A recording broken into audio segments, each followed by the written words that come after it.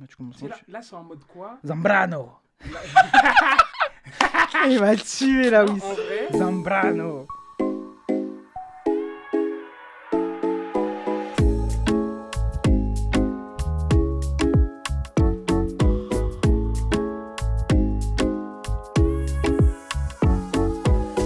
Bonjour à tous et à toutes, on se retrouve pour le 5e épisode de Première Nomination. Donc, nous sommes dans les studios de Grunt que nous tenions à remercier de nous accueillir. Et je suis toujours avec Mahmoud et Nifa. Comment allez-vous les amis? Yo. yo, merci Jean Morel. Merci Grunt Office. En direct du 18e. Alors aujourd'hui on va parler d'une série qui s'appelle Godfather of Harlem. Une série qui est sortie sur Epix en 2019. Donc c'est 10 fois 1 heure. Donc une saison, et il y a aussi une saison 2 qui va sortir bientôt au mois d'avril. Donc c'est une série avec en acteurs principaux, on a Forest Whitaker, ni plus ni moins, La légende. la légende, c'est Bah ça, Nigel Tchatch et Vincent D'Onofrio. Donc pour vous pitcher rapidos la série, donc on y suit Bumpy Johnson, donc un personnage qui a existé dans la vraie vie. À sa sortie de prison dans le Harlem des années 60, donc ça se passe entre trafic de drogue, guerre contre les Italiens et lutte pour les droits civiques. Donc certains disent que c'est le préquel d'American Gangster, parce que si vous vous souvenez bien de ce film, en début de film, le personnage que joue Denzel est le chauffeur de Bumpy, si je me trompe pas, et il est assassiné dès les premières minutes. Donc voilà. Yes, effectivement, ouais. Ça te parle? Ouais. Voilà, donc c'est vraiment le préquel de American Gangster. Mais c'est officieux tout ça. Très officieux. Yes. Avant de rentrer dans le vif du sujet, bah non, on va rentrer dans le vif du sujet en fait.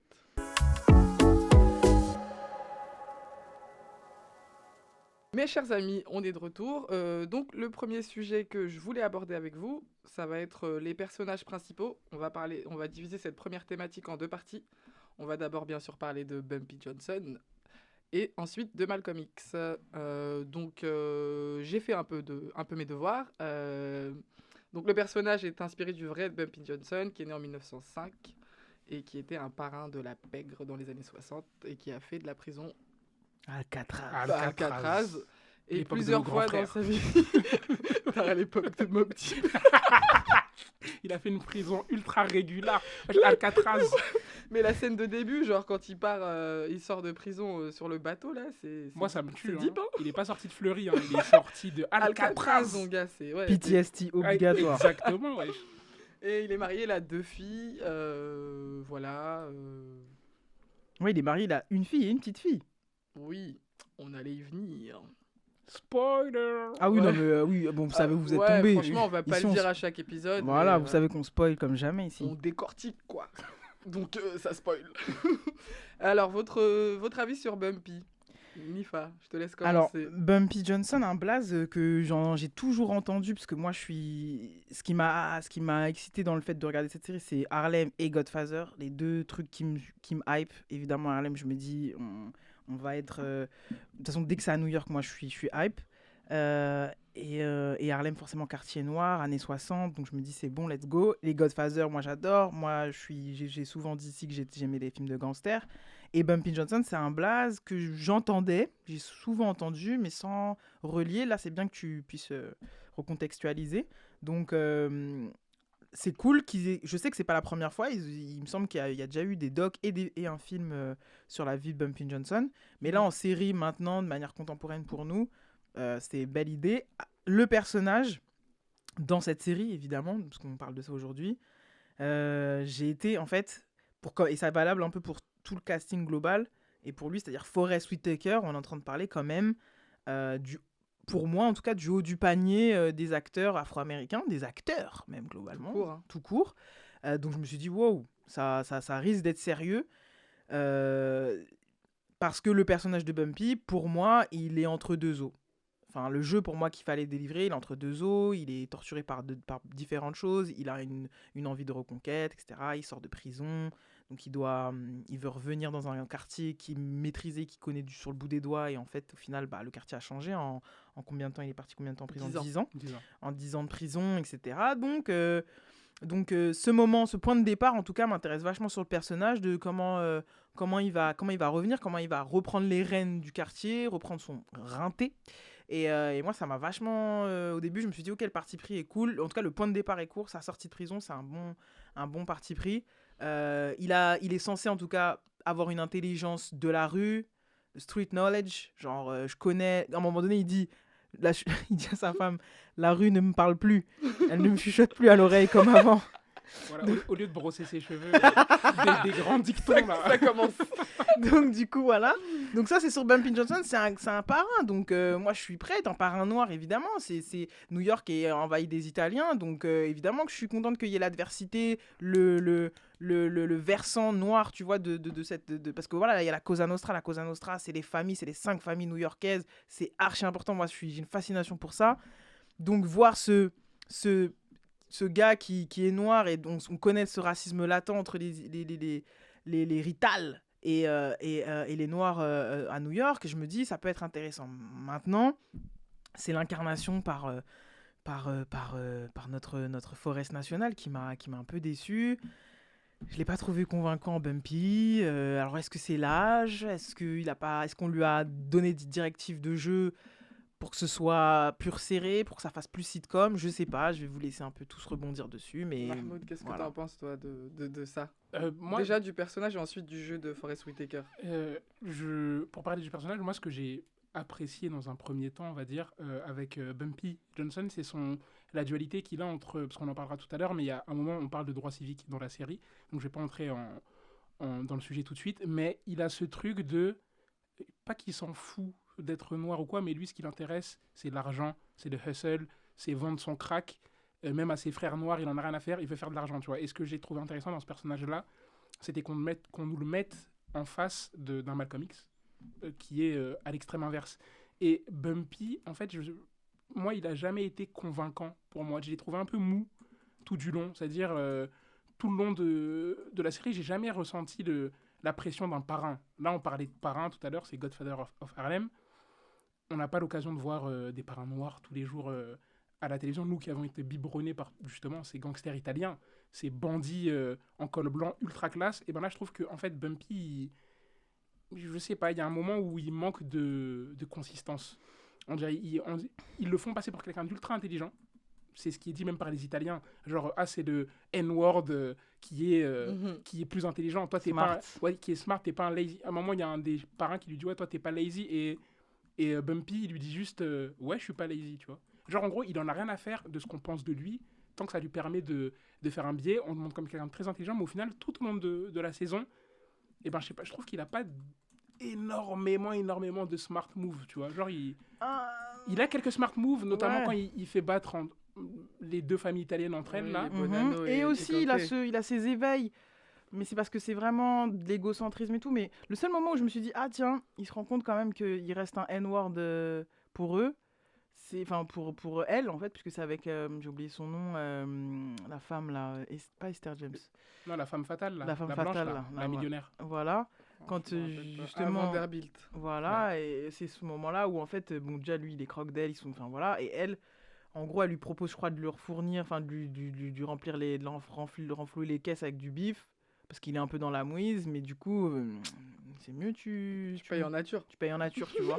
Et c'est le seul moment où il a un peu, genre, cet éveil, parce qu'après, il rentre, il dit à sa femme, en gros, que on a tellement eu l'habitude, nous, de génération en génération, depuis des centaines et des centaines d'années, que notre corps soit instrumentalisé, utilisé, brutalisé, que, genre, il n'a pas pu accepter de coucher avec elle, quoi. Tu vois, il y a que ce moment-là où il a un peu cet éveil noir, mais sinon, globalement, t'as raison, hein, il est là, oseille, monnaie, bifton, et let's go, quoi.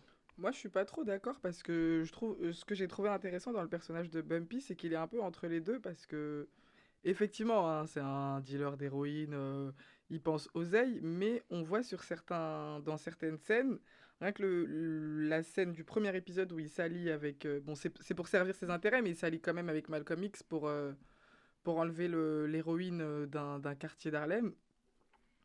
Je trouve que par moment en tout cas, parce que son objectif principal c'est de faire de l'oseille hein, par tous les moyens possibles, mais je trouve que par moment il a des petits élans de vouloir un peu aider son peuple, ou quand il va sortir sa fille de la rue, ou même quand il sort de prison, il se rend compte que oui, il va dans le quartier d'Harlem et il se rend compte que waouh, la drogue, elle a fait des ravages. Et là, ça le trigger un petit peu, même si après, ça ne l'empêchera pas de, de vendre des kilos et des kilos. Mais je trouve quand même que cette dualité, elle est assez présente dans le personnage, même s'il fait toujours le choix de penser oseille en priorité. Je trouve quand même que les deux questions se posent. Ouais, je suis assez d'accord, Bah, tu en vois, fait, mais moi, il y répond facilement, quoi. Il y répond rapidement. Oui, je veux voilà, dire. c'est ça. En fait, il y a une dualité. Comme tu as dit quelque chose de très intéressant, c'est il y va quand il y a ses intérêts qui sont en jeu, en fait. Oui. Et on sent que des fois, même Malcolm X passe son temps, je pense, et peut-être à partir de l'épisode 6-7, il passe son temps à essayer pas de le retourner, mais en fait, de lui faire prendre conscience du pouvoir qu'il pourrait avoir s'il était éveillé. Et jusqu'à la fin de la saison, ça n'arrive jamais. Genre, il n'y a jamais un moment où, il y a un moment, il y a la scène où donc sa fille qui était dans la rue a été violée, et quand ils font le discours, les scènes très ridicules là, les discours où c'est censé être c'est censé être des moments historiques, c'est nul. Et parce que ce qu'il faut rappeler aux gens, c'est que al suelo. c'est qu'il faut rappeler aux gens, c'est qu'on est quand même, et c'est pour ça que Dans les années 60. on est dans les années 60 aux États-Unis, à Harlem, avec un éveil des consciences, en tout cas de la population noire dans ce quartier-là, avec l'existence et aussi surtout l'influence politico-religieuse, politico-spirituelle de la Nation of Islam, avec l'honorable Elijah Muhammad. Le Comorien sûr. Et son kofia. Ils sont confiants. Mais attendez, mais juste par rapport. Et du coup, des fois, il y a des moments qui sont recoupés avec des vrais moments qui se sont passés. Et en fait, ils ne créent pas ce flirt entre la série réalité, c'est-à-dire, là, Bumpy, il lui arrive ça, mais c'est vrai que c'est à ce moment-là que Kennedy est mort, ou Martin Luther King a fait ce discours, et on en parlera après, mais vous voyez, c'est censé être quand même en toile de fond d'une époque incroyable, et des fois, je le ressens pas, quoi. Bah, en fait, moi, le Bumpy Johnson, vraiment, Forest Whitaker, we love you, tout l'amour du monde, mes frérots, depuis Black Panther, là, la machine, elle est rouillée. C'est-à-dire qu'il joue un peu de manière un peu dure. Pour moi, j'ai été très dérangé, en cas dans Godfather of Harlem. Du coup, pour moi, c'est limite, il est au second plan. Genre, pour moi, le personnage principal de cette série, c'est la lutte pour les droits civiques, en fait. C'est là que ça a été le plus intéressant. On peut le prendre comme ça. Ouais. Moi, quand on voit Powell, quand on voit Malcolm X, quand on voit Elijah Muhammad, c'est là que, pour moi, tout prend son intérêt. Les histoires de Bumpy Johnson avec les Italiens et tout, c'est cool un moment, mais j'ai soufflé, quoi. Au bout d'un moment, tu vois. C'est inégal. C'est sûr. Le pari, il était quand même très ambitieux parce que déjà, il y a la partie droit civique, ensuite, il y a le côté historique, parce que c'est une époque qui a existé avec des personnages qui ont existé, donc c'était vraiment, vraiment ambitieux. Après, ça a été réussi ou pas. Bah, je pense que c'est le format. En vrai, il fallait faire un 10 épisodes d'une heure ou 12 épisodes, peu importe, mais je crois que. En plus, je me dis 1 heure, tu vois, normalement, t'as de quoi faire. Et ça fait très sitcom, quoi. C'est pour ça, Mahmoud, dans le groupe WhatsApp, il a blagué, il a rebaptisé Bumpy en Lucius Lyon. Je vous jure que on est tous d'accord. On est tous d'accord, mais parce que c'est, voilà... Empire, des fois. C'est un côté... Donc voilà, mais ça, c'est sur Bumpy. Après, on va parler des autres personnages. Il y a des points positifs. Moi, hein. sur le global de la série, rapidement, j'ai trouvé qu'il y avait beaucoup trop d'intrigues et des fois, ça se disperse. Quand tu vois l'histoire de Stella Gigante avec Teddy Green, quand tu penses à Elise, il y a beaucoup trop d'intrigues et du coup ils n'arrivent pas à se focaliser sur une intrigue et à l'approfondir, et du coup ça reste assez léger, quoi. Ouais, c'est tout un petit peu. Ouais, c'est ça. C'est pour traiter des thématiques, parce qu'à chaque fois dans chaque intrigue il y a un sous-texte de ce dont on veut parler, ou d'une problématique existante, à cette époque. Mais c'est vrai que du coup, c'est un peu à moitié fait à chaque fois, quoi. Bah en fait, c'est des épisodes de 1 heure, mais ça aurait été grave cool qui se concentre, on va dire, ok, sur un épisode de 1 heure, concentre-toi sur une thématique. Concentre-toi sur la fille de Gigante avec l'afro-américain, avec Teddy Green, et tu développes, tu prends ton temps. Là, par épisode, en fait, c'est à chaque épisode... Il y a 3 minutes de chaque intrigue. Voilà, en fait, à chaque épisode, il traite toutes les intrigues. J'ai jamais vu ça dans une comme série. Dans une sitcom un peu de bas niveau, quoi. Ouais, voilà. Comme dans Empire, En fait, c'est ouf. C'est normalement un épisode de 1 heure, mais vas-y, en fait, t'as 10 films dedans.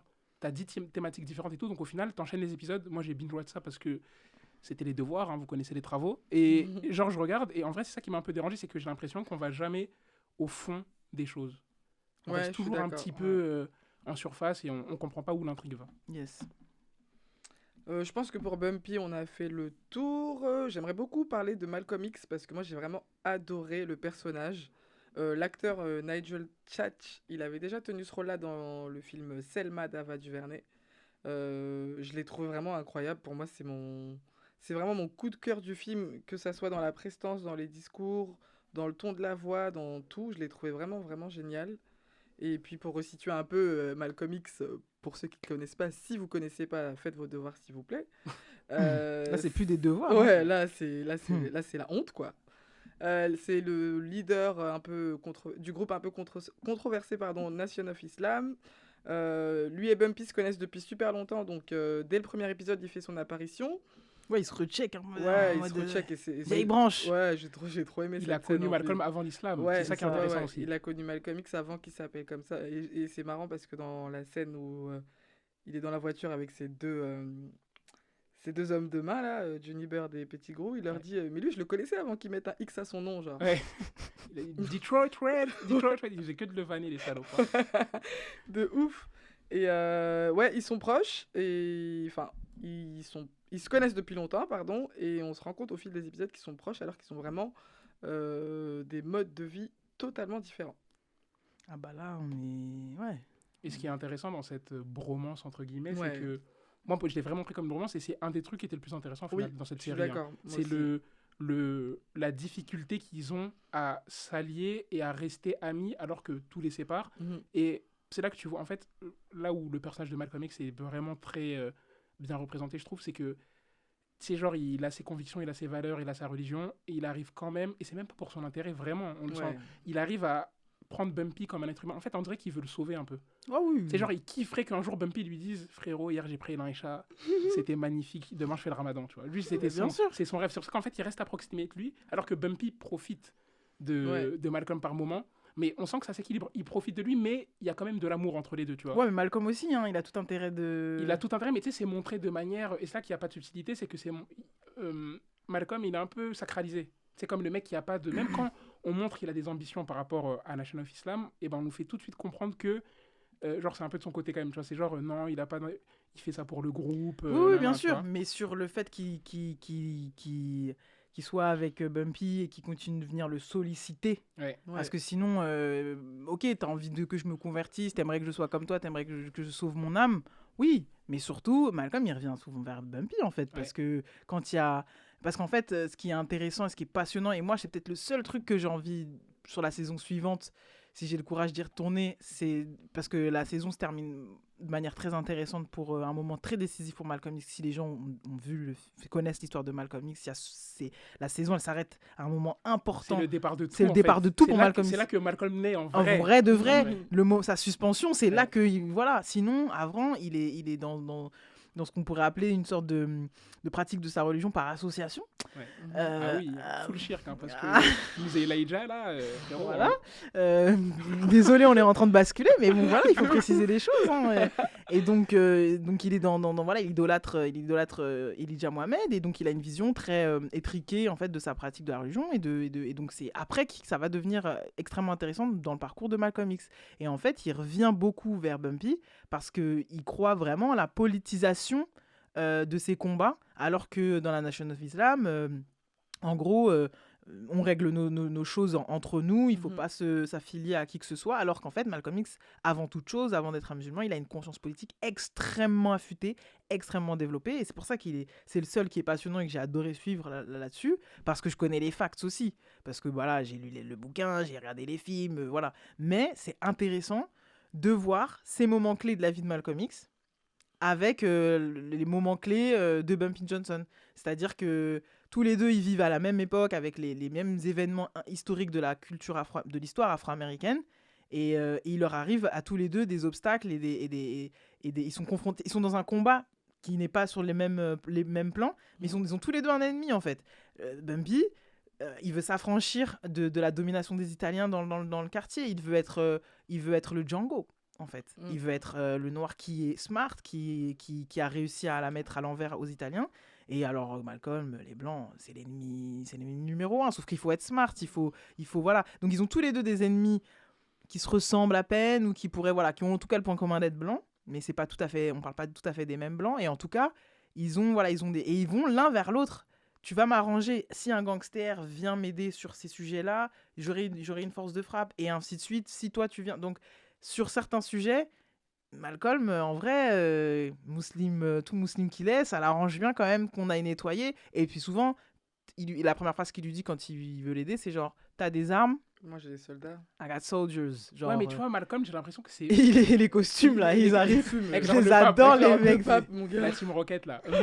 Mais en vrai, tu vois, tout ce que Malcolm fait, là, j'ai l'impression que c'est pas pour lui personnellement, c'est pour le bien public, entre guillemets. À chaque fois qu'il va chercher Bumpy, c'est pour soit virer la drogue de la rue, faire Mais c'est politique, tu vois. Mais c'est politique. Et en fait, c'est vrai que ça C'est un homme politique pour moi à ce moment-là. Ça paraît plus noble que ce que fait Bumpy, alors que c'est la même. Au final, en vrai, Mm. c'est que pour servir un idéal politique. Et c'est vrai que quand on voit Malcolm Enfin, les idées qu'ils ont, t'as dit, il était très politisé. Et quand on voit comment ça se passe au sein de Nation of Islam, en fait, eux, c'est pas qu'ils s'en foutent, hein, mais ils ont envie d'être dans leur coin, tranquille, sans Faut pas qu'on vienne fouiller dans leurs Faut pas affaires. qu'on vienne fouiller dans leurs affaires. Alors que Malcolm, tu sais, Parce il a que ce truc. le boug, là, le mzé, il est terrible. Hein. Elijah Mohamed, après, c'est pas détaillé là, mais Mais lui, après, on va fouiller dans ses affaires, ça va être quelque chose Il qu'on a va des découvrir. sacrées casseroles, Mhm. tu vois. Et alors que Malcolm, lui, il est vraiment dans un mode. Avant l'islam, je pense, hein, comme on parlait avant, c'est conscience noire. Il faut que l'homme noir s'affranchisse de l'homme blanc Ouais. et que on arrête de vivre dans cette utopie que tout le monde va bien, etc. aux États-Unis, tu vois. Et je trouve que c'est vraiment genre sa side story à lui. Pour moi, ça a été Isis, on en parlait un peu en off. Elle disait mais pourquoi il a pas de spin-off ce mec-là en fait? Ah, on espère, il on espère. Moi, faut un j'espère spin-off. encore. Hein. Ouais, parce que l'histoire de Malcolm X est vraiment trop Ouais. méconnue. Et autant, et d'ailleurs, on le voit dans la série, on a un aperçu de Mohamed Ali. Ouais. Et donc, c'est intéressant aussi. Mais pour moi, Mohamed Ali et Malcolm X, c'est intéressant politiquement. Parce que moi, c'est vraiment le moment. C'est vraiment Malcolm X qui m'a fait rester sur cette série. Parce que on recoupe. Le travail de recoupage historique, parce qu'il précise bien avant chaque épisode, inspiré, donc voilà, De faits réels, de mais faits ça a été réels, un peu mais romancé voilà, par parce moment. qu'ils ont bien raison de le faire. Mais globalement, là où ils ont fait un très bon travail de recoupage, mais après c'est parce que je pense qu'il y a plus de trucs à trouver sur Malcolm X sur YouTube, enfin, Ouais. c'est plus facile, il y a des archives, il y a des interviews, il y a des interventions. Et donc moi, mon moment préféré, je m'arrêterai là sur Malcolm X, c'est avec son discours après la mort de Kennedy. Et ça m'a fait penser au discours de Mohamed Ali, quand Mohamed Ali va être vraiment Mohamed Ali et qui va dire « Moi, je vais pas à la guerre au Vietnam, les Viet Cong ne m'ont jamais traité de N-word, en fait. Ouais. » Donc, vraiment, j'ai vécu la même palpitation, la même excitation, c'est-à-dire Des frissons même. Hein. des frissons, Ouais. en fait, de dire, voilà, la violence, ok, le président est mort, ok, mais en fait, la violence que vous êtes en train de constater, vous êtes tous tristes, mais c'est la même violence qui est exercée par les Américains dans les pays Tous les jours. en fait, dans le contexte de guerre, etc. Et ça, vraiment, je trouvais que ça mérite carrément parce que ça, c'est juste un bout de l'iceberg, quoi. Genre, Malcolm X, c'est que ça. Les mecs comme Mohamed Ali, c'est que ça. C'est que des vrais statements, des vrais positionnements. Après, voilà, on parle vraiment de deux figures, de deux icônes. Donc, évidemment, on peut pas les mettre au même plan que Bumpy. Mais c'est vrai que Bumpy, j'ai pas retenu grand-chose de qui ça pouvait être, alors que ça a été quelqu'un de très important. Pour Malcolm X, t'as quelque chose à ajouter, Ma? Non, on continuera peut-être au fil de l'épisode. Au fil. Moi, en préparant cet épisode, j'ai fait pas mal de recherches, j'ai lu beaucoup de critiques. Et il y a vraiment le public demande un spin-off de Malcolm X. Ah, yes. Donc, Epic, si vous nous entendez, un spin-off de Malcolm X. Non, mais c'est réel. Franchement, c'est réel. Il y a trop de choses à aborder là. Il a bossé, le boug. Hein. Ouais. J'ai regardé une interview de lui. Lui, il a vraiment. Lui, par contre, il a bossé son travail d'acteur. Exactement. L'artisanat d'acteur, d'incarner. Tu vois, parce qu'en fait, tous les mecs ont existé, en fait. Quasiment, je crois qu'il n'y a que Teddy Green qui est une sorte de romance. Mais le Chin, là, Vincent Gigante, il a existé. Ils ont tous existé. Après, on peut pas forcément comparer parce que Malcolm X, évidemment, on l'a tellement vu, entendu, et à l'image, on sait à quoi il ressemble, rouquin, les Ray-Ban classiques, etc. Donc on connaît le boug, on connaît les positionnements. La main dans la poche. La main dans la poche et voilà, le doigt comme ça sur la tempe. Mais ouais, c'était cool de voir une belle incarnation comme ça et faite de manière juste jusqu'au ton de la voix, quoi. Franchement, je stan. Ouais, I stan tout.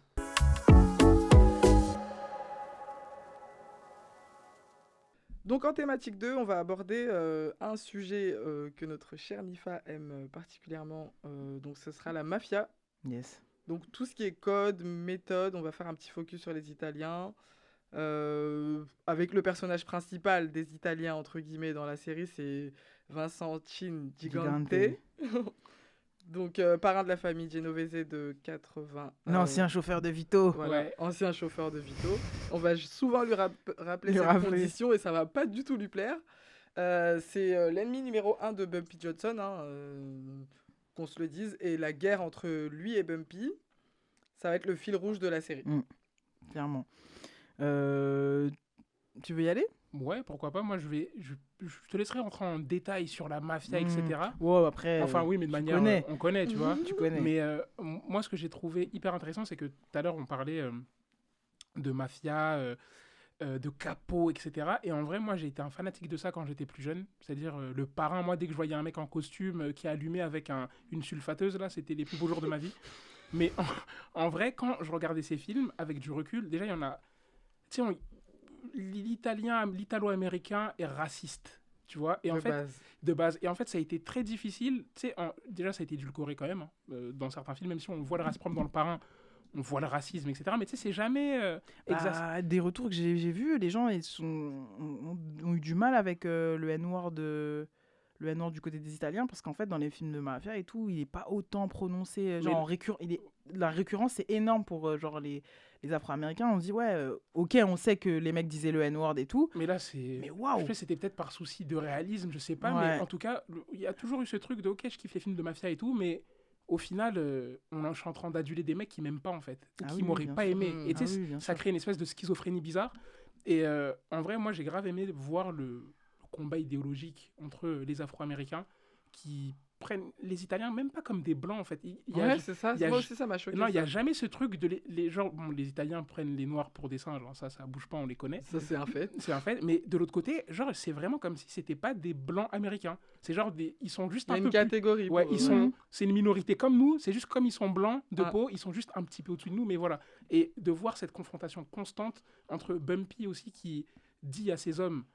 Écoutez, regardez les Italiens, comment ils sont organisés en famille. Ça fait des générations qui sont là et qui font du blé. Venez, on s'inspire d'eux, en fait. Venez, on copie, en fait, le modèle italien. Tu vois, et tu le mets en comparaison avec ce que prône Malcolm X, ça n'a rien à voir. Non. Tu sais, c'est vraiment Bumpy, en fait, c'est dit quoi ? Écoute, là, il y a un modèle qui fonctionne, on prend tout. Sauf que ça fonctionne pas, c'est pas les mêmes codes. Et je vais laisser Nifa, en fait... Ouais, moi, c'est des codes, évidemment, je suis fanatique... pas dans le sens genre passionné, mais c'est juste que j'ai commencé évidemment comme n'importe quel moldu avec des films de Scorsese évidemment, mais c'est les codes, et c'est de ça dont on parle et tout, c'est les codes qui m'ont toujours intéressé. Et bon, là encore, alors que le casting est quand même XXL, c'est-à-dire que là, pour ceux qui nous écoutent et qui sont dans ça, il y a quand même Jazz Palminteri, il y a le mec, j'ai oublié son nom, qui jouait Paulie Cicero dans Goodfellas, donc ils nous ont ramené tout pour qu'on soit convaincu d'être dans un film de gangsters, enfin dans une série de gangsters. C'est-à-dire, moi, déjà que je les ai vus à l'écran, j'ai dit oh. Ils ont pris des seconds couteaux, des grands films, genre voilà, tu vois. C'est ça. Paulie Cicero dans Goodfellas, je me suis dit, donc c'est l'arbitre un peu. C'est l'arbitre là. Bumpy Johnson va le consulter quand Costello. Voilà, ouais. Frank Costello. Jazz Palminteri qu'on a vu dans Une fois dans le Bronx, un film de De Niro, excellent. Donc il y a des têtes quand même familières au film de gangster et je pense que c'est volontaire pour nous créer une Madeleine de Proust, pour nous dire que c'est sérieux là. Là on est voilà, ça va être OK, quand on les voit à l'écran, ça fait quelque chose. Mais même là ils ont pas été convaincants dans le jeu. Maintenant c'est à l'image de Forest Whitaker dans le rôle de Bumpy, c'est ça, je rentre pas dedans. C'est la réal qui pêche en fait. C'est la réal qui pêche. Je suis pas d'accord en fait. Je suis pas d'accord même sur des scènes qui auraient dû être normalement épiques. C'est-à-dire le moment, il y a des moments dans les codes de la mafia et tout où t'as le droit à être écouté, parce que sinon on te repasse clairement. Mais il y a ce moment où il a la possibilité d'être écouté par les représentants des familles de la Cosa Nostra concernant des choses dont on l'accuse, parce que je vais pas rentrer dans les détails, mais il a fait en sorte que ce soit la guerre entre deux des parrains de la mafia et où ça se retourne contre lui. Et donc c'est très rare et ça prouve à ce moment-là la position de Bumpy Johnson, c'est-à-dire que c'est pas n'importe qui, parce que normalement on te laisse même pas la possibilité de rentrer et que tu t'assois et qu'on t'écoute et qu'on te repasse pas, tu vois. C'est vraiment, t'as le droit à ton moment et de parler devant les goats là. Même là, j'étais pas convaincu. La scène, elle tombe à plat. C'est censé être vraiment... Enfin, les scènes comme ça, où t'as les représentants de la famille, des familles italiennes de New York, ça veut dire que c'est pas le chouf. Hein. Là, c'est le gars qui a pas vu d'héros depuis longtemps. Lui, tu vois, on est devant des PDG, en fait, là. Et vas-y, on est devant les PDG de la Cosa Nostra. Toi, t'es là. Ça joue pas ouf. Vincent, j'ai oublié son nom. Non, Vincent D'Onofrio. Voilà, D'Onofrio. Moi, la dernière fois que je l'ai vu, c'était dans Daredevil. Wilson Fisk. Voilà. Il me semblait assez convaincant. Mais il a un peu le même registre de jeu, un peu nerveux, fou. Etc. C'est un Italien en plus d'origine. Hein. Nerveux, fou, etc.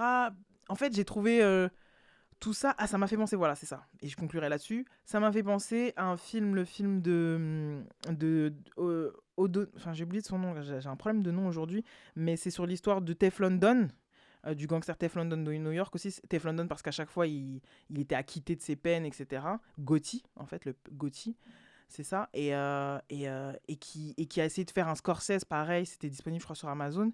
Et en fait, en reprenant tous les codes scorsésiens, mais en whack. Et c'est ça que j'ai ressenti sur toute la partie mafia des années 60 et tout. C'était tiède.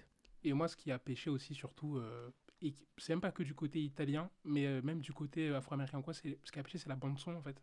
Par exemple, quand tu vois moi, je vais parler pour les Italiens, ils ont pas de thèmes musicaux, on dirait.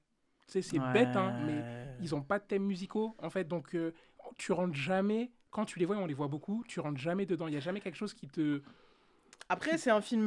moi, c'est pas grave, parce que si la bande musicale, elle est plus afro, parce que c'est Bumpy Johnson le héros, il faut rester focus sur le héros qui est afro-américain, donc Bumpy Johnson, et que tu vas dans des BO... Moi, en fait, Non, moi, il y a une espèce d'anachronisme total. T'es là, t'es dans les années 60, et ben, Bumpy sort de sa voiture, Rick Ross, 21 Savage.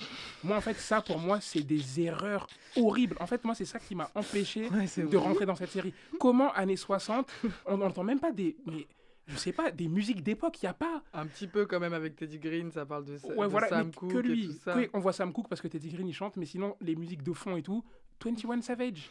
Oui, t'as raison, les moments de scène dans le bar, là, dans le bar resto, ils vont tout le temps. Ouais. Quand il y a Jasmine Sullivan et tout, c'est quand même d'époque. Non, mais c'est quand il y a quelqu'un qui chante. Oui. Pour de vrai, oui. Ouais. Le mec fait pas des freestyles de Rick Oui, mais Ross, ça veut dire que, vu que c'est Jasmine Sullivan, je pense qu'ils ont enregistré des morceaux, tu vois ce que je veux dire. Mais tu sais, ils auraient dû faire. Genre, moi, il n'y a aucune immersion. Genre, je me suis devant, j'entends 21 Savage, je suis pas dans les années 60 en fait. Grave. Tu vois, Bumpy 21. Bumpy Johnson, c'est un gardien de parking en fait. Là pour Wham, tu vois, c'est pas un bandit. C'est terrible. Mais ça a pêché et je voulais grave en parler parce que les sons sont grave bien. Le générique de Rick Ross est incroyable. Ouais, je le trouve très cool. Le générique est très cool. Rick Ross et Swizz Beatz. Exactement. Mais je me suis quand même dit. Pour le générique, ça va, mais après, pour les scènes, non, 21 Savage, moi, ça m'a choqué. Hein. Je vais jamais m'en remettre. Je voulais mettre un truc sur Allociné. Je mets les mecs.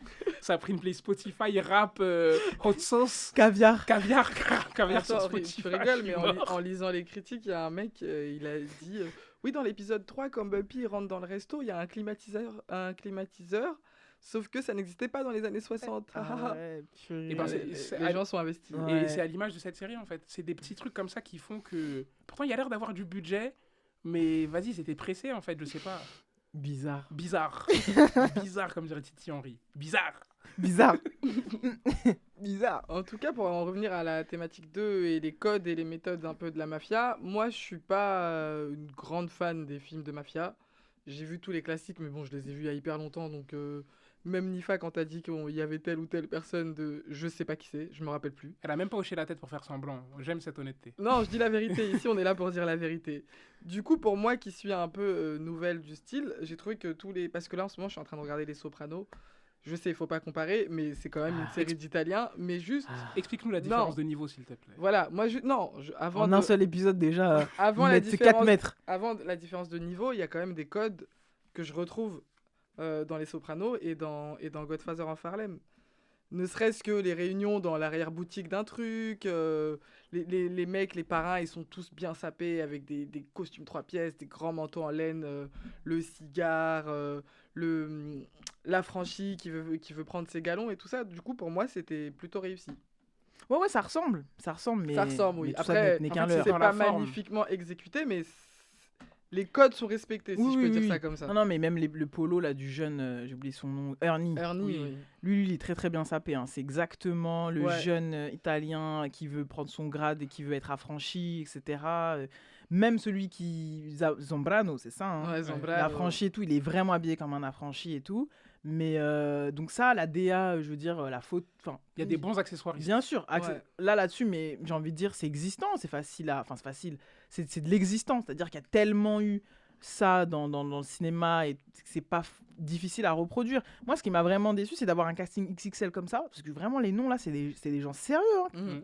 Genre, vraiment. Et même dans les guests et tout. C'est-à-dire même la femme de Vincent Gigante, c'est quelqu'un. Hein. C'est une actrice, c'est quelqu'un. Ouais. Et elle est vraiment dans son rôle typique de la mère de la femme d'un gangster italienne avec la clope, même son Ouais. taille haute, comment elle est habillée. Elle joue très bien. Elle joue- J'avais l'impression d'être dans des sopranos. Elle, quand il y avait ces scènes Elle, là, ouais, elle c'était est... terrible. Donc en fait, il y a du déséquilibre de jeu, mais Oui, pas oui, auprès complètement. auprès des moins connus. C'est-à-dire que ceux qui sont pas très connus, moi par exemple, la fille Stella Gigante, je la trouve très juste. Mm. Tu vois, elle a un truc très, voilà, follement amoureuse, mais avec un peu de chien. Tu sais qu'elle est la fille d'un gangster. Tu vois, elle a un côté un peu j'ai du chien et tout. Donc les seconds rôles, ou en tout cas les gens pas connus, pour moi, limite, ils sont à la hauteur. Et c'est la déception, c'est les stars en fait. Parce Ouais. que vraiment, les Palminteri, là, je sais pas comment on dit ça, vraiment, c'est quelqu'un. Normalement, il arrive, c'est cousu main pour lui, un rôle comme ça. Il y aurait même dû y avoir des clins d'œil. Ouais. Tu vois, vu le rôle qu'il a eu avant, etc. Mais c'est à se demander du coup si les directives, elles étaient pas de surjouer un peu la série, quoi. Ouais, c'était parce que tout à l'heure, petit à petit, on parlait un petit peu en off des problèmes qu'il y a avec le jeu de Bumpy Johnson pour qu'au final, on se rende compte qu'il n'y a pas que lui qui joue mal, mais il y a Ouais. d'autres choses petit à petit Ouais. pour qu'on en arrive à la finalité que oui, en fait, je pense que c'est juste la réal qui est nulle. Et on parlait de, par exemple, Forest Whitaker, il a eu des rôles exceptionnels. Enfin, c'est pas un petit acteur, comme on disait, et il arrive dans cette série et il joue comme un plot. Donc en fait, moi, j'en suis venu vraiment à me... moi, j'en suis venu à me Quel bail, ça. J'en suis venu à me dire. Je me suis dit, en fait, ouais, ok, tu peux être le meilleur acteur du monde, mais vas-y, si en face, t'as un réal qui est claqué et qui a une atmosphère qu'il veut retranscrire, et ben tu vas te plier, en fait. Et j'ai l'impression que tout le monde est entré un peu dans cette atmosphère et que vraiment, c'est les seconds rôles qui ont brillé. Moi, quand je vois Ernie, par exemple, Ouais. son rôle est excellent. Il est complexe, il joue bien. Mais les autres, même Teddy Green, qui sort avec Stella Gigante, etc. Des très bons rôles, des moments agréables à regarder. Mais quand tu pars sur ceux qui ont les plus gros salaires, Bah ouais. Non, mais grave, toujours la même chose. Hein. ils ont toujours la même chose. Je vous ai dit, Forest Whitaker ne voulait pas brosser ses cheveux. Il n'y avait pas de noir qui était sur cette série pour lui dire de brosser ses bilibili, quoi, comme on dit chez nous. Les cheveux. C'est terrible. Ça devait rester entre nous dans la communauté, ça. Tu peux pas partager un truc comme ça. Ouais, hein. je meurs, je vais devenir comorienne, moi. Ouais. Les je- bilibili, c'est les cheveux grainés, les amis. Mais tu vois, quand tu les peignes pas, ça fait des petits buissons. On est ensemble de ouf, mais Je me Bumpy... désolidarise Non, de ce que ce monsieur est en train non, de mais dire. Bumpy, t'es millionnaire, frérot, arrête. Ouais. Mais un dourag, je sais Chacal pas. abuse pas du Non, bail. il est. En plus, t'as une femme comme Miami Johnson. Ouais, ça là. aussi, on en a pas Elle parlé. te brosse pas les cheveux Non, mais- C'est Isis qui va nous donner le go. Est-ce qu'on parle de ça tout de suite On ou parle pas de ce couple ou pas? Parlons. Allez, waouh. Non, mais déjà, toi, tu penses quoi du casting, genre de l'actrice qu'ils ont choisi pour jouer à Maymay? Déjà, je la trouve incroyable. Incroyablement belle. Mhm. Chiche. Après, voilà, hein, je trouve qu'il y a un trop gros décalage Ah, entre elle et Bumpy. T'as vu comment elle est... T'as vu, en fait, quand elle est en host, Ouais. Zarma, elle prend des a pincettes. pris Tu sais, elle des avait été chroniqueuse, là. Ah non, mais disons les termes, elle Mais est trop belle pour lui. Voilà, Voilà. ça, c'est Maïsis. Tout à l'heure, Elle ça a est là, grillé- elle commence ça a à prendre des grillé- pincettes, genre tout à elle est l'heure, host maintenant. voilà. Elle veut pas dire les termes. Moi, je vous dis la vérité, hein, ça a grillé une petite cigarette tout à l'heure avant l'épisode et ça parlait pas de manière cordiale comme ça. Ah, je peux te dire. Je hein. peux vous dire que ça a allumé au Uzi. Non, mais moi, je pense que dans les castings, c'est important aussi qu'on y croit. Alors, déjà que le jeu est pas bon, Mm. la meuf, c'est un Le nom de cette actrice ou pas Il là Finish Adora. Ah ouais. c'est un avion. Ouais, c'est plus que ça. Adhère. C'est Terra, plus que pardon. ça, c'est une fusée, c'est missile sol-sol. Ouais. Light skin, etc. Donc déjà, voilà. Et en plus, ça, c'est bien parce que ça dit beaucoup de choses aussi sur le gangster noir ou sur l'homme noir qui réussit souvent, qui a cette jolie light skin à son bras, tu vois. Mm. Sauf que quand on regarde les photos de la vraie Miami Johnson, c'était plutôt, et de ce que j'ai lu sur elle, une femme light skin évidemment, mais surtout très charismatique. Tu vois, au bras de Bumpy Johnson, très dans les initiatives locales, et ça on le voit aussi dans la série, ça c'est quand même bien traité, il faut bien le dire, Mm. pour rendre à César quand même. Mais pas un avion comme ça, plus une femme de caractère et charismatique, et voilà, quand elle rentre dans une pièce on la voit, mais pas au sens avion de chasse, là c'est... Là, c'est une ambiance, vous savez, ça ressemble à quoi? Le couple Makelele et Noémie Lenoir. Non, laisse Claude comme ça, non, Claude tu peux non, pas courir, non, Un petit bout comme ça, là. non, Je vais pas me prononcer, moi. non, tu Non, peux voilà, pas, Easy non. Slide-Home, un caillou comme ça, un racaillou. Non, arrête. Non, mais ce que je veux dire, c'est que... Claude, si tu passes par là, n'écoute pas ce jeune homme Non, parler. On t'aime quand même, Claude, Non. mais bon, Noémie Lenoir. Tu n'es pas Forest Whitaker, mais- Claude. Non, mais Nifa, disons la vérité. Eh, on parle de Forest Whitaker, les gars. Oui, Là, elle est en train de mimer l'œil avec son doigt. Voilà, on était là, on était handicap friendly. Ici, ça nous a brûlé. Non, mais j'avoue, le boogie. Ah oui, il y a des moments, je voulais l'ouvrir l'œil quand même, parce que c'était dur. Je vous dis la vérité, des gros plans, c'était terrible. Et pour en revenir au couple avec Miami Johnson, c'est que le décalage, il est tellement énorme. Bien sûr que ça existe des moches qui sont avec des belles femmes. Bah, moi-même, je suis là, mais, non, mais on est mais tu là, vois. c'est trop. Là, c'est trop. Et en fait, pour de vrai, ça Mais- empêche, mais totalement D'y croire. Leurs scènes d'amour, elles sont gaguesques. Non, c'est tout nul. En fait, pour de vrai, genre, il y a aucune tension sexuelle. Je dis pas qu'il faut que ce soit Non, un il y film en de a cul, tu aucune. vois. Mais limite, il y en a plus quand il est avec la... Avec Avec la blanche. Mais c'est Vanderbilt. même pas qu'il y en a plus, c'est que c'est exacerbé. De C'est ouf. genre quand il est avec sa meuf, pourtant avion, tout ça, tout ce que tu veux. Et il est avec Vanderbilt qui est régulier, une blanche régulière, qui a rien de ouf. Et Là, il est y a sous testostérone. il est sous testostérone. Là, non, c'est trop. Alors qu'il a un avion là-bas, une fusée comme ça dans sa maison, qui fait du pain au maïs comme ça. Genre, en plus, elle a même pas ce truc de... Tu sais, c'est même pas crédible le truc de... Mais c'est violent ce que je vais dire, parce que le cinéma, c'est aussi un truc où il faut... Enfin, le cinéma, là, les séries, tu sais, il faut qu'on y croit. Et la go est tellement, genre, parfaite, ultra maquillée, enfin, genre, trop élégante. Et elle est quand même avec son tablier. Genre, les gars... Il n'y a pas d'employé de maison. Quand y a on rien, est... c'est Non, chaud. mais quand on... Est-ce qu'on ressemble à ça quand on fait la cuisine, vraiment? Elle a beau être très belle, Parce mais... qu'elle est fraîche, hein, même quand elle fait des gâteaux Elle est avec là en la train de faire farine partout. avec hein. la farine partout, la go est... Non, moi, ça a été Non, mais compliqué. c'est vrai, c'est tous les petits détails qui font que la série elle perd en crédibilité. C'est vrai. Mais vive Malcolm X. Ah, fort. Gloire à Malcolm. Sur ce, nous allons passer au débat à 3 ou à la thématique 3. Allez.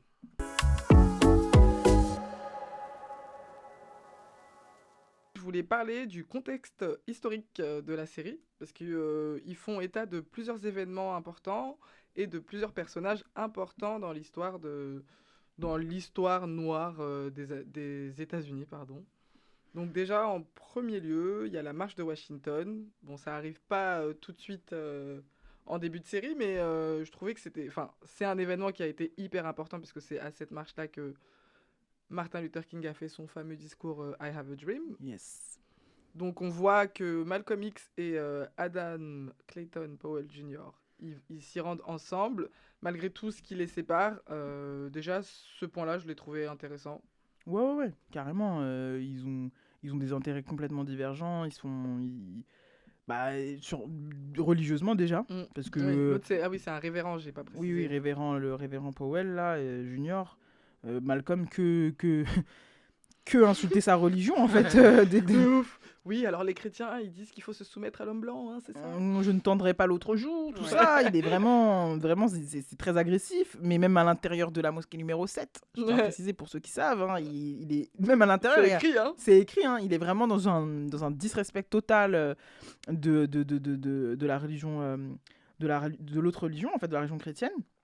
Et donc, à la base, vraiment, c'est... Toi, t'es le monde d'avant, etc. Donc, c'est intéressant de les voir se réunir au moment où, justement, la cause noire a... En fait, je crois que ce qui est intéressant, c'est qu'il est pas, du coup, il est pas... il aurait aimé être à la... En fait, il était un peu, genre, prétendu... Faire le discours pour faire à la le place de discours, Martin et au final, Luther c'est King. Martin Luther King qui C'est va. là qu'on comprend qu'il est ultra important, en fait, ce Ouais. mec-là, tu vois. Alors Ouais. que ça. avant de faire des Ouais, recherches, on on se capte se pas. rendait pas vraiment compte. On se rendait pas compte, mais au final, quand on voit qu'il est pressenti, enfin que Kennedy, Oui, pressenti. Ouais. Kennedy hésite entre. C'est même pas, au début, c'était vraiment Powell. C'était qui était vraiment en Powell, pôle, mais le gars C'est à est cause de l'histoire Esther James, hein. le boug est Ouais. sulfureux, Sulfureux. il a trop de conquêtes, Déjà, les il est go, sous alcool tout le Ohio, temps. tout ça. Après, il là, parle beaucoup, il est là, il Ouais. accuse des gens comme ça, il donne des blazes, il est spécial, C'est un showman, hein. c'est un C'est un showman. showman, et ce qui était grave drôle et très intéressant, parce qu'au final, ces deux personnages avec Malcolm X, moi, c'est quelque chose que j'ai adoré dans la série, c'est que ça devient une bromance. Donc c'est Ouais, deux une personnes, petite bromance, ouais, Tu sais, ouais. quand ils partent Ouais. pour aller à la marche Ouais. et qu'il y a quand ils La scène, croisent les la nazis scène et dans tout. la chambre, quand ils s'asseyent tous les deux pour écouter Mahalia chanter, Ouais. j'ai trouvé ça trop beau. Mm. Et rien que quand Malcolm X il lève la main pour qu'il l'aide, et puis ils se prennent dans les bras, se- et après ils vont à la marche. Tu vois, en fait, c'est Ouais. genre, ils ont des avis totalement divergents, mais au final, au fond d'eux-mêmes, ça reste quand même des Afro-Américains, C'est ça. des États-Unis, donc ils vont trouver un terrain d'entente. Et c'est vrai que moi, ce que j'ai bien aimé avec Powell, au début, j'ai eu du mal un peu avec ce personnage très volubile, Too much. too much, mais en vrai, je sais pas, il avait quelque chose d'attachant. En fait, il avait ses intérêts à lui, qui étaient, lui, c'était que ses intérêts, mais tu te rends compte qu'au final, tu sais, par rapport à un Bumpy, j'ai l'impression qu'il commence à faire un chemin un peu, tu sais, quand ils croisent les nazis et qu'il finit par taper un nazi, etc. Genre, tu sais, tu sens que peut-être qu'il sera amené, dans la saison 2, peut-être, à avoir un éveil de conscience par rapport à ça, parce que lui, il est en full. Lui, il voit Malcolm X, il est jaloux, et il s'en fout que. Il veut que ce soit lui qui dirige le Un vrai truc. homme politique. Un vrai homme politique. En fait, il s'en fout des gens de manière très. C'est son intérêt personnel. Grave. Lui, il veut gominer ses cheveux, fumer ses clopes et boire son gin tonic, là, et Grave. le reste. Rien à Et faire. c'est complètement le. Voilà, tous les opposaient. L'autre, il dit qu'il veut servir la cause. L'autre, il est là en mode bon, la cause, mais si tu restes là dans le bain, tu peux pas aider la cause. Donc moi, je vais aller au congrès, quoi. Exactement. Donc, il avait des liens avec Kennedy, etc. Et ça que tu vois la différence de niveau, en tout cas à cet instant-là, même par rapport à Martin Luther King, qu'on voit jamais, mais qui est quand même omniprésent, tu sais, genre Ouais, souvent par le nom. cité, hein. Il Ouais. est souvent cité parce qu'en fait, il fout la pression à Memphis où il est là. Mais c'est une présence, j'ai trouvé que ça c'était très subtil et très bien fait, tu vois. Genre, ils nous ont pas fait le mec de nous ramener un Renoir ventru pour jouer Malcolm X, tu vois. Tu sais, c'est genre, c'était juste le nom. Malcolm X fait ses trucs à droite, à gauche, mais enfin Malcolm X, non, Martin Luther King. Ouais. Et j'ai trouvé ça très intéressant. De fou. Mais Adam Clayton Powell Jr., qui a existé aussi, qui était le premier homme noir à intégrer le Congrès, et il est joué par Giancarlo Esposito, qu'on a vu notamment dans Breaking Bad. C'est ça. Et Gus Fring. On l'a vu dans The Boys aussi récemment, dans J'ai pas vu plein d'autres choses. ni l'un ni l'autre d'ailleurs. Un afro-latino. C'est ça, C'est portoricain. Ouais, incroyable. Ouais, il est bon dans son jeu de mec sulfureux, révérend, à la fois politique, etc. Ces moments avec lui, déjà rien que le ton de sa voix, son jeu, là, son phrasé, là, il me faisait trop rire. Ouais, il a moi un aussi, vrai j'ai accent. adoré, moi. Il a maîtrisé de ouf cet accent, c'était marrant de le voir comme ça. Le vrai accent, pour moi, à la fois new-yorkais, mais très... Il y a un truc sudiste un peu, je trouve. C'était full sud, full Ouais. Jim Crow, on dirait. Ouais. C'est incroyable. Tu sais, Ouais. il est un peu chantant. Ouais, tu c'est ça, vois. c'est que j'ai pas reconnu vraiment. Je me suis dit, c'est pas New York, ça. Non, c'était pas, c'est un mec du sud. Ouais, tu je me vois. suis dit, ça, c'est bon. Donc voilà, ça m'a tout de suite interpellé. C'est très chantonnant, en fait. Donc, ouais, son cheminement est intéressant. Et justement, on le voit beaucoup. Ce qui a détonné, c'est qu'on le voit beaucoup être là, très charmeur, très, très rigolard et tout. Et le moment où l'émotion par laquelle il est traversé quand il apprend la mort du président Kennedy et tout, je me suis dit, ah ouais, en fait, lui, moi, c'est là que j'ai compris qu'il était important. Aussi parce qu'il est pressenti pour, mais genre, ah ouais, ça l'a vraiment marqué. Parce qu'au début, il fait beaucoup de blagues. En fait, c'était son pote. Parce qu'il Et puis aussi, Oh, il l'appelle au même- téléphone. même- Ouais, il l'appelle au dedans. ouais, il Jack, l'appelle ouais. Jack, mais moi, je pensais que c'était de l'insolence Ouais. ou tu vois. Et en fait, non, C'est vraiment son c'est pote. vraiment Ouais, son c'était pote. son gamin. Et c'est pour ça qu'il se sent trahi de pas être choisi, mais que finalement, bon. Et après, à sa mort, vraiment, lui qui fait tout le temps des blagues, qui fait des compliments à toutes les femmes qu'il croise, là, tu vois que vraiment ça l'impacte Ouais, il réellement, va quoi. s'enfermer dans son bureau et tout. De ouf. Donc, c'est ce contexte-là aussi est quand même intéressant, tu vois, de voir. En parlant de l'assassinat de Kennedy, j'ai trouvé ça intéressant de montrer les réactions de tout le monde. Parce que c'est pas un événement que j'ai vécu, hein, mais en fait, je me rendais pas compte de l'impact que ça pouvait avoir d'avoir un président mort, en fait. Et là, se on fait voit assassiner. que. Ouais, assassiné, ouais, Bah, surtout, surtout parce que que mort, tout le monde meurt. Kennedy, à l'échelle des Américains, c'est Léon Blum. Hein. Bah, en fait, c'est le nouveau monde. Tu sais, Kennedy, il marque. Pour eux, c'était la gauche. Hein. Voilà, Kennedy, il marque l'entrée des États-Unis dans un truc, tu sais, où les États-Unis sont devenus cool. Ouais. Genre, Ouais, ok. mais c'est ça, parce qu'en fait, justement, on voit que ça touche tout le monde. Ça touche les Italiens, ça touche les hommes politiques, ça touche les Blancs, ça touche les Noirs. Beaucoup d'audace dans le projet en fait politique, Ouais. beaucoup d'ambition, beaucoup de promesses qui devaient être tenues, et donc c'est pour ça que tout le monde est un peu déçu parce que sa mort entraîne la fin de quelque chose, Ouais, de en tout plein de cas projets, ouais. la non-réalisation de plusieurs projets. Et donc ouais, à l'échelle des Américains qui détestent le socialisme, il faut le dire hein, clairement, c'était un mec, mais c'est vraiment à l'échelle des Américains. Hein. Pour nous, il serait peut-être centriste ici quand même, Kennedy. C'est Bayrou. Ouais, ce serait Bayrou, clairement. Tu vois, ce serait... ouais. Et donc, allez, Ouais, Bayrou, on est gentil. Mais tu vois, à l'échelle des Américains, pour lui c'est Solferino, Kennedy. Donc, du coup, pour plein de minorités, les latinos, etc., c'est genre, oh, c'est mort. Du coup, l'espoir qui s'en va et une vraie tristesse. Et d'autres hommes politiques de sa même sensibilité qui étaient en mode, voilà, c'était lui qui devait porter nos projets, que ce soit les réformes par rapport à la prison, les armes, les minorités ethniques, etc. Enfin, voilà. Donc, c'était important qu'ils le mettent en avant. Et c'est vrai que c'est le seul, dans le contexte historique, en tout cas pour cette thématique, c'est vrai que c'est un des moments, moi, que j'ai kiffé, en plus, bien sûr, de Malcolm X qui voilà, hein, lui, le deuil là, du président. Bon. En fait, c'est pour ça, c'est là ça nous mène à cette scène. Mais c'est vrai que moi, ce que j'ai apprécié de ouf dans le traitement de la mort de Kennedy, c'est que il nous montrait par scène, c'était pas très subtil, mais bon, soit, il nous montrait par scène, genre, dans la communauté afro-américaine, comment c'est pris et tout. Et quand on voit chez Bumpy que sa femme et sa fille sont hyper tristes et que, globalement, la communauté afro-américaine est attristée. Et ça revient beaucoup au cours de la saison, c'est que beaucoup disent que Kennedy, c'est le premier à avoir posé le regard sur nous. Oui, depuis que l'esclavage est fait fini. de la lutte pour les droits civiques une priorité. Donc, du coup, il y a ça. Et après, on nous montre les Italiens. Les Italiens, ils sont en train de Milly Rock, quoi. Les Italiens, ils dansent. Milly Rock, ils trinquent. Celui qui a voulu faire des N-words des êtres humains, là, et tant mieux. Et en gros, c'est limite. J'espère que c'est un des nôtres qui l'a allumé, tu vois. C'est vraiment ce truc. On voit comment c'était accueilli, quoi. Ouais. Par contre, ils n'ont pas épargné le racisme. Et ça, je peux le saluer parce que c'est vrai que quand on prend les classiques du genre, en tout cas, de cette époque new-yorkaise, de la mafia et tout, De Niro l'a fait, je trouve, dans Il était une fois dans le Bronx.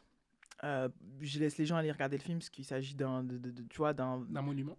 Vraiment. Mais sinon, parce que lui, après, c'est De Niro, évidemment, un grand allié devant l'éternel, mais sinon, globalement, ils sont très hypocrites et ils font des films où il va y avoir des Noirs qui deal, qui font un truc, il va y avoir les Italiens, mais ils vont pas aller sur ces sujets-là, sur leur rapport au quotidien, comment les Italiens parlent aux Noirs, en fait. Et là, ils sont... Déjà, la récurrence du mot N-word, là, vraiment, moi, j'ai lu des trucs, les gens étaient vraiment outrés. Et là, la célébration...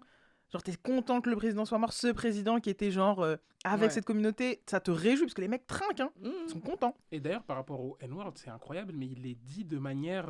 C'est pour désigner les Noirs, mais tu sais, de manière même pas méchante. Non. On s'entend, hein, pas méchante, c'est dans le sens. C'est comme ils disaient, il y a un Noir là-bas, et ils vont dire. Il y a quand ils disent le N-word et que c'est totalement normalisé, et il y a quand ils insultent de manière raciste, c'est carrément dissocié. Hein. C'est deux mots différents. C'est deux mots différents. Et ça, au début, j'arrivais pas à capter. Je me disais, mais. Chacal, hein, jamais on dit noir en fait. Non, que des termes atroces. Le N-word, c'est noir en fait pour eux. Voilà. Et après, quand ils veulent insulter de manière raciste, ils vont dire monkey, ils vont dire tout ce que tu veux. Parce que même Stella Gigante qui est avec Teddy Green, elle en fout les noirs. Mais elle le dit en plus devant Teddy. Mais moi, moi, de ce que j'ai compris, alors je constate que je me trompe certainement. Les années 60. Mais de ce que j'ai compris, c'est il y a deux mots. Le premier mot, c'est comme ça qu'on appelait les Noirs à l'époque. Moi, c'est ça que j'ai compris. C'est ça. Ah, d'accord. C'est comme ça, en fait, oui. C'était normal, en fait, c'est le N-word et les gens. Parce qu'il dit jamais black. C'était N-word, c'est la base. Tiens, prends ta banane et casse-toi. Tu vois, mais même, Powell, Malcolm X le dit, donc nous, ça nous choque pas, parce qu'on se dit que c'est contextualisé par, tu vois. Mais en fait, c'est lui, quand il s'adresse à des Blancs, etc., les Noirs le disent, et les Blancs le répondent de la même manière avec le N-word. Mais c'est pour signifier une personne noire, en fait. C'est même pendant l'interview à la télé où Malcolm X, justement, parle de la mort de Kennedy dans des termes peu élogieux. Il lui dit, oui, mais celui qui fait l'interview dit la population noire, mais avec un N-word, c'est normal. Antenne nationale, années 60. Et c'est là que tu vois, en fait, que c'est un truc de fou, en fait. C'était vraiment c'était pour peser. En fait, moi, j'avais le problème de... ils le disent beaucoup quand même, mais moi, quand on traite ces sujets-là, en vrai, j'aime bien quand on reste... tu sais, qu'on colle à la réalité. Oui, bien sûr. Donc, et quand tu vois ça, en fait, tu dis, c'était une ambiance... justement, on se rend compte du truc, et tu vois comment les Italiens, ils traitaient les Afro-Américains. C'était terrible, parce qu'au final, ce qui est cool dans cette série, c'est que on voit très peu de Blancs, on va dire, américains, on les voit dans la politique, mais dans les rapports quotidiens entre les Blancs et les Noirs, c'est les Italiens. Et c'est vrai que quand ils ont des termes comme les singes, où ils sont pas très intelligents, et en plus, ils donnent vraiment l'impression que c'est pas pour les vanner, mais qu'ils le pensent. Genre que c'est... Tu vois, parce que tu vois, aujourd'hui, tu vois un raciste, ici, il peut le penser ou quoi, mais il y en a beaucoup, c'est pour... c'est factuel pour eux. C'est factuel, c'est pour titiller, pour embêter, tu vois. Eux, les Italiens, ils étaient vraiment dans une optique de... Ce sont des sous-hommes. Oui. Et ils étaient très étonnés de voir Bumpy être dans ces sphères, ces niveaux-là. Et même lui, de toute façon, il joue le jeu, hein, quand il dit « je suis un noir qui aime les chiffres, etc. » Tu vois, il fait le singe savant devant eux un petit peu. Django. C'est ouf, exactement. Des grandes claquettes. C'est terrible. Ouais, dans ce contexte historique de lutte sociale, mouvement pour les droits civiques, il y a aussi l'apparition de Cassius Clay et qui est Mohamed Ali. On voit que il est intéressé par la Nation of Islam, mais que ça peut lui porter préjudice dans sa carrière, donc il doit le cacher pendant un certain temps, mais les Italiens Le faire chanter. veulent le faire chanter, lui demandent de se coucher, et là Bumpy intervient. J'ai trouvé ça super intéressant, parce que voilà, c'est un personnage important dans l'histoire, et de le voir dans cette série contextualisé dans le Harlem des années 60, j'ai trouvé ça pas mal. Ouais, c'est là que tu te rends compte, Harlem, c'est trop important, quoi. Parce que tous ces personnages-là, c'est des quelqu'un. Tu vois, c'est des gens, en fait. Et donc, tu te dis, dans ce même et seul quartier, c'est pour ça que même quand... vers la fin, là, je m'éloigne vite fait, mais quand elle lui dit, quand tu dois faire exiler sa fille, là... Tu vois, elle dit, je veux pas quitter Harlem, tu vois. Genre, parce que c'est tellement important, en tout cas, quand tu viens de ce quartier, que tu as grandi dans ce quartier, la façon dont elle lui dit, mais on va pas quitter Harlem, c'est pas possible, c'est un drame pour elle. Et donc, Mohamed Ali, c'est un autre énorme personnage, encore une autre figure importante. D'ailleurs, il était très mignon, l'acteur qui jouait. Ouais, mais et là, Et ça collait en plus. Hein. Ils se sont pas loupés, parce que Mohamed Ali, il n'y a pas de débat possible. Ouais. Il est beau. Ouais, il est beau. Hein. Donc, c'est dire. Voilà, donc il est beau, il sait qu'il est beau, et il dit aux gens, je suis beau, je suis le meilleur, etc. Donc là, quand tu castes pour ce personnage-là, faut pas trop se louper parce que tu as toutes les informations nécessaires dans le réel pour te dire que là, c'était un mec qui savait qu'il était beau et qu'il l'était en plus. Donc là, moi, dès qu'il est arrivé, j'ai su que c'était lui parce que déjà l'acteur, il est beau et il y avait tout de suite cette arrogance, il y avait tout de suite ce truc de je viens et j'interromps. Hey, toi Mohamed Ali rêve toujours dans une pièce et dit hey, toi là-bas, je te combats. Exactement, et je vais te plier. Et je vais te plier. Et ce qui est intéressant. Et une vanne, tu vois, toujours une petite vanne en disant je vais conduire ta caisse. Ou tu vois, il y a toujours. C'était du grand Mohamed Ali là aussi, tu vois. Exactement, et ce que j'ai apprécié, c'est que, comme pour Malcolm X, on les voit au tout départ de leur. Ils sont pas encore ce qu'ils sont. C'était personne. Ouais. C'est juste un petit boxeur qui commence à s'intéresser à l'islam, il s'est converti. Ouais. Et il est un peu perdu, il a un peu peur il se pose beaucoup de questions, tu vois. Et en vrai, je me suis dit, putain, mais c'est cool en fait. Et c'est là quand je parlais de second rôle, c'est que Mohamed Ali, on en parle comme s'il était là toute la saison. Il est dans l'épisode 4 et c'est tout. C'est tout. Non mais c'est pour dire la richesse en fait. La richesse qu'il a apportée, comment on a savouré tellement les alentours étaient un peu chaotiques des fois, tu vois.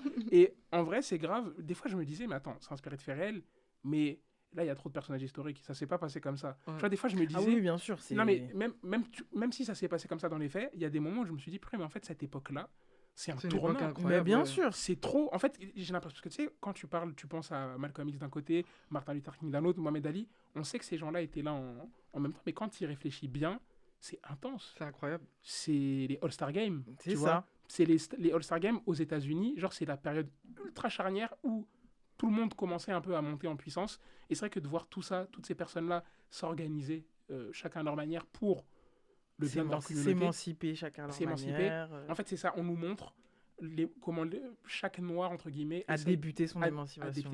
Grâce à l'un ou à l'autre. Parce que du coup, vraiment, le lien entre Mohamed Ali, ça aussi, ça mériterait. Oh là là, la relation Mohamed Ali-Malcolm X, elle est beaucoup plus intéressante selon moi que celle avec Bumpy Johnson. Mais ça, c'est un autre sujet et tout, parce que celui qui va inciter l'autre et l'aider à devenir, à un moment donné, ça va s'inverser. Il va y avoir ce moment où si Mohamed Ali va raisonner ou va essayer de raisonner Malcolm X. Et donc non, c'est archi intéressant de voir ces moments-là qui sont du coup traités comme une sorte de... Oui, il se trouve qu'à ce moment-là de l'histoire, ce gars-là qui est une légende du sport et une légende aussi pour les Afro-Américains et les Noirs à travers le monde, ce qu'il faut le dire, il a apparu comme ça. C'était juste un jeune en Converse Chuck Taylor qui était là avec sa petite capuche et qui voulait essayer de montrer qu'il est le meilleur et d'être un sportif, mais avec sa confession en fait. Mais juste, le temps d'un épisode, il y a une petite intrigue, on le fait chanter, blablabla. Et quand tu sais quand tu mets les choses en perspective, c'est assez incroyable. C'est pour ça qu'il y a ce côté assez passionnant et déceptif pour toutes les raisons qu'on a citées.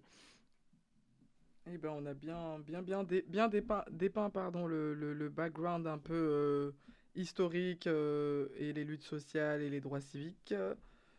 Je pense que nous avons fait le tour de cette série. Il y avait beaucoup de choses à dire. Beaucoup de critiques également parce qu'on est. Ouais, on était un petit peu déçus, quoi. Voilà, moi j'ai beaucoup kiffé, mais c'est vrai que dans les jeux d'acteurs, c'était pas mon truc préféré, mais c'est des. Bah, la promesse, elle était là, quoi. Voilà, la promesse elle était là, et du coup c'est ça qui m'a fait rester dans le truc. Et je suis quand même assez pressé de la saison 2 là, qui sort le 2 avril ou le 4 avril. Donc très bientôt. On va passer tout de suite aux adlibs. Et oui.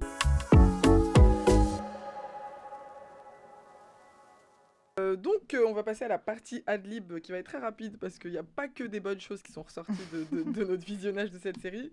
Moi, je voulais juste souligner encore une fois le jeu d'acteur de Nigel Thatch qui joue Malcolm X.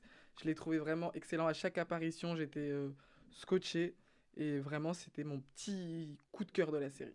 Moi, pour enchaîner sur ça, en vrai, en finissant cette série, ça m'a juste donné envie de faire une seule chose, c'est de me documenter à mort sur Malcolm X et Mohamed Ali, tu vois. Et surtout l'époque qu'on vit actuellement, je pense que c'est bon, c'est l'heure de se politiser maintenant, en fait. Il faut arrêter de dormir, hein. On est dans un média là, indépendant, on fait ce qu'on veut.